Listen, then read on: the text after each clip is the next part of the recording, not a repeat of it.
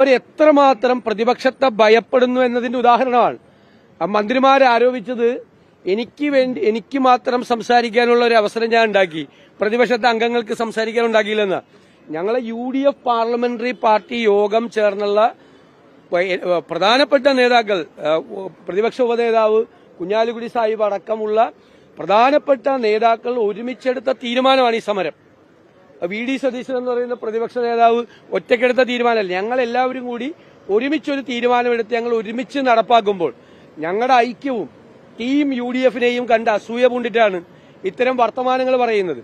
മാത്രമല്ല, മന്ത്രിമാര് below the belt hit എന്ന് പറയും, നിലവാരം കുറഞ്ഞ പ്രയോഗങ്ങളാണ് നടത്തിയത്. ഞാനൊരു മന്ത്രിയുടെ വകുപ്പ് പറഞ്ഞപ്പോൾ എനിക്കൊരു സ്ലിപ്പ് ഉണ്ടായി. അതിന് എന്റെ സമനില തെറ്റിയെന്നും എനിക്ക് ഭ്രാന്താണെന്നും പറഞ്ഞു.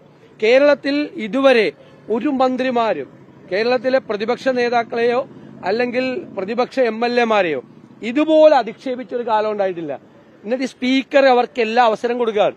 അവര് പറഞ്ഞത് നമ്മൾ സംസാരിക്കുമ്പോൾ ഇടപെടുകയാണ്. നിങ്ങൾ അതിന്റെ റെക്കോർഡ്, അസംബ്ലിയിൽ നിന്ന് തരുന്ന റെക്കോർഡ് നോക്കിയാൽ മതി. ഞാൻ പോലും സംസാരിക്കുമ്പോൾ നിരവധി പ്രാവശ്യം ഇടപെടുന്ന സ്പീക്കർ മന്ത്രിമാര് തുടർച്ചയായി 5 മന്ത്രിമാർക്ക് ഇന്നലെ ഞങ്ങൾ സമരം ചെയ്യുമ്പോൾ എന്നെ അധിക്ഷേപിക്കാൻ, പ്രതിപക്ഷത്തെ അധിക്ഷേപിക്കാൻ ക്വസ്റ്റ്യൻ അവറിൽ അവസരം കൊടുക്കുകയാണ്. ചോദ്യോത്തരവേളയ്ക്ക് 0 അവറിലല്ല, ക്വസ്റ്റ്യൻ അവറിൽ ചോദ്യോത്തരവേളയിൽ ചോദ്യോത്തരം മാത്രമേ ഉള്ളൂ. ഉത്തരം പറയുമ്പോൾ പോലും അല്ല മന്ത്രിമാർ.